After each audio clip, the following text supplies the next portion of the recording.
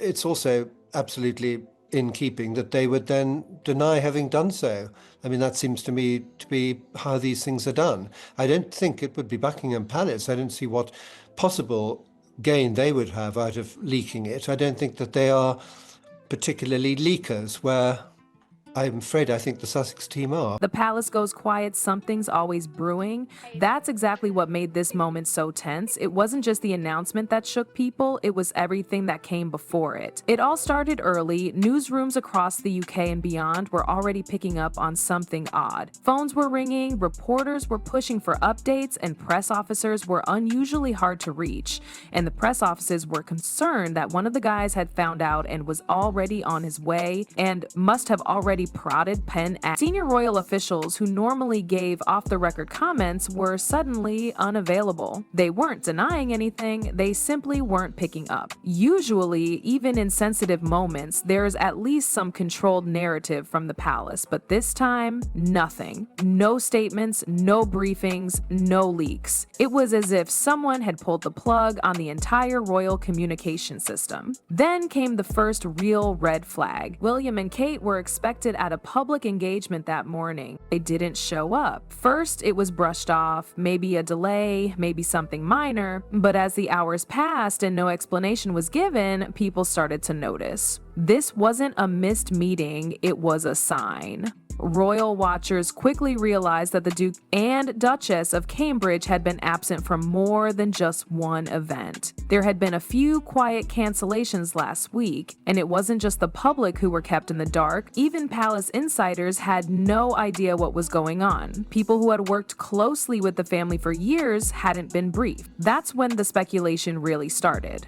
And my reading of the situation is that the king has been incredibly clever. He has never responded to any of the barbs, of which there have been many, coming from Montecito in his direction. At exactly 6 p.m., screens lit up everywhere. But what people saw was not what they expected. Instead, William and Kate sat together in a simple room. William's tone was firm but sincere. He didn't speak like someone rehearsing a royal speech. He spoke like someone who had been thinking deeply, who had something important to say. Not as a prince, but as a man ready to lead in a new way. He didn't talk about titles or tradition. He talked about responsibility. He talked about people. He talked about a different kind of leadership that didn't depend on royal approval or historical customs. Then Kate spoke, and when she did, the mood changed completely. Her voice was clear. She didn't sound like she was making a statement. She sounded like she was inviting the world into something deeply personal. She discussed the importance of trust. There was no mention of crowns, no appeal to heritage, just a real conversation about what leadership should look like today. They weren't asking for respect, they were earning it, and people felt it. But what shocked everyone was what they announced next. The Diana Initiative, at its heart, it wasn't about monuments or legacy plaques, it was about action. The initiative was focused on 3 pillars: youth mental health, maternal care, and global compassion. Not just issues Diana cared about, but the ones she fought for, the ones that still impact millions. This wasn't just another royal project with a fancy name.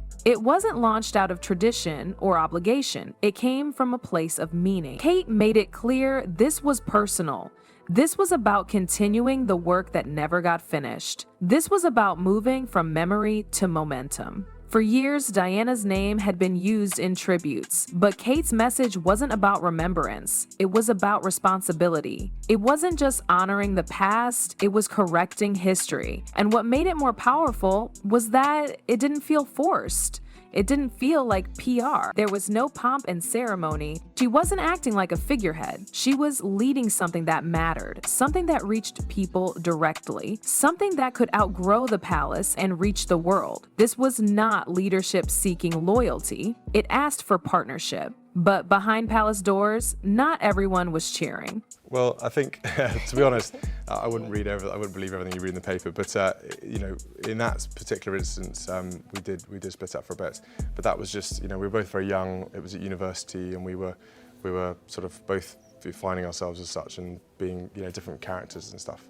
It was very much trying to find our own way, and we were growing up, and so it was just sort of, you know, a bit of space and a bit of things like that, and it soon worked out for the better. Inside the palace walls, the atmosphere was calm. While the public was still reacting to William and Kate's bold announcement, something quieter was unfolding behind closed doors. For King Charles, it was no royal update. This was personal. He had waited his entire life to be king. For decades, he stood in the shadow of his mother, Queen Elizabeth, preparing for the moment when the crown would finally be his. But now, just as he was settling into the role, the spotlight was shifting again, this time toward his son, and it wasn't because of rebellion or public criticism. It was worse than that. It was emotional. The world wasn't angry with Charles, they just stopped paying attention. That shift hit hard. Charles wasn't bitter, he wasn't lashing out, but those closest to him described it as silent grief. The moment he'd spent a lifetime preparing for had finally arrived, but it didn't feel like a victory. It felt like he was standing alone, watching the crowd cheer for someone else. Camilla, on the other hand, wasn't silent. She noticed the rising attention around the Diana initiative, and it made her uneasy. The public's emotional connection to Diana had never really faded, but now it was being revived in a way that directly affected her place in the family. She had spent years trying to rebuild her public image, from a controversial figure to a queen consort working quietly behind the scenes. But suddenly, Diana's name was back, not in a nostalgic way, but as a living legacy, powered by Kate. That was difficult for Camilla to ignore. And it wasn't just personal, it was political. Palace aides recognized the situation. They knew better than to fight it publicly. So they did what the palace often does when it feels threatened. They stayed quiet. But the silence didn't stop anything. In fact, it only made the initiative stronger. Even the royal press office began shifting their focus from Buckingham to Kensington. Briefings started from William and Kate's team. Stories that once would have been led by the king were now centered around the Cambridges. Royal aides, staff, and even photographers began aligning with what was clearly becoming the heart of royal influence. And while the older generation held on to tradition, the younger royals saw something else. I think I know I've been working very hard for the family business. Sometimes those days are long days, and you know, I think if I know I'm working hard and I'm, you know, pulling my weight, both work and then playing hard at the same time, you know, I think, you know, everyone who I work with, I think, can see that I'm there pulling my weight, and that's really what matters to me. This wasn't about castles or crowns anymore. William and Kate weren't trying to keep up appearances, they were doing real work, and people noticed. In Canada, youth mental health centers began announcing partnerships tied to the Diana initiative. In Southeast Asia, programs focusing on maternal health were given quiet funding and support.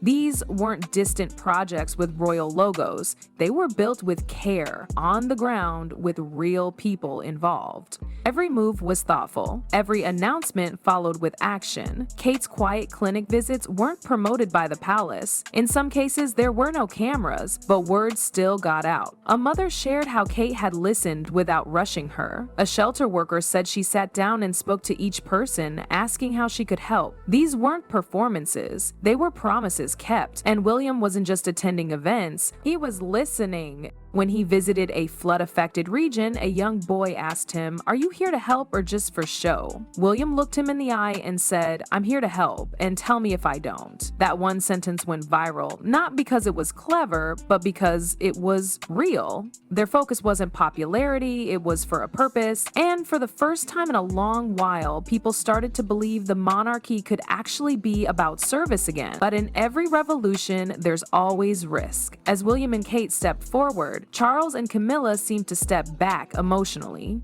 There were no public fights, no angry interviews, but there was distance. Charles now found himself quietly watching a new kind of leadership take form, and it hurts. Not because his son had failed, but because he had succeeded in a way Charles hadn't expected. Camilla, meanwhile, pushed for the Diana initiative to be folded into official royal operations. She wanted control, not just to shape the narrative, but to protect the legacy she had worked so hard to build for herself. But the public didn't want palace control over something so personal. They didn't want press releases, they wanted sincerity. Inside the palace, loyalties began to shift. Staffers who once prioritized Buckingham Palace engagements began requesting transfers to Kensington projects. Younger aides saw the future. They weren't chasing status. They were drawn to the work that felt meaningful. The royal crown started to feel less like a symbol of leadership and more like a relic. The real influence was now coming from the people who had earned the public's trust, not the ones who inherited it. It was no longer about who sat on the throne, but who the people trusted.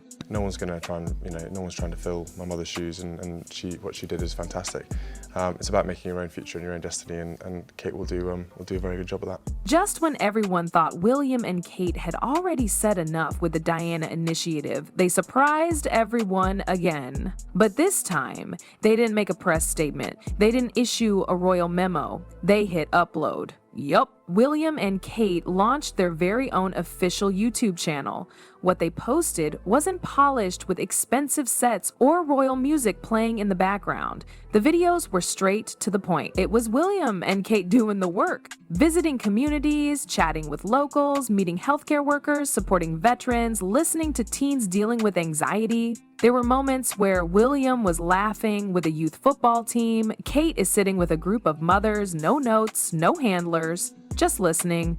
In another video, they walked through a flood-affected area, quietly helping distribute supplies, sharing hugs, and offering words that actually felt personal. This wasn't content designed to protect an image. It was content designed to build trust. And here's what really set it apart. It didn't feel like they were trying to prove anything. There were no digs at Harry and Meghan, and it worked. Within hours, their first video hit hundreds of thousands of views, not for drama, but authenticity. It also sent a quiet but clear message. This is the direction they're choosing. Not through tabloids, not through tradition, but through direct conversation with the people. And that honestly changed everything. In a time where people are tired of symbols without action, they offered something simple: service with sincerity. And maybe that's what the monarchy needs now more than ever. Not just ceremonies and appearances, but real people showing real care for real lives. The monarchy is no longer about ceremony, it's about connection. So is this the beginning of a royal revolution or just a quiet new chapter?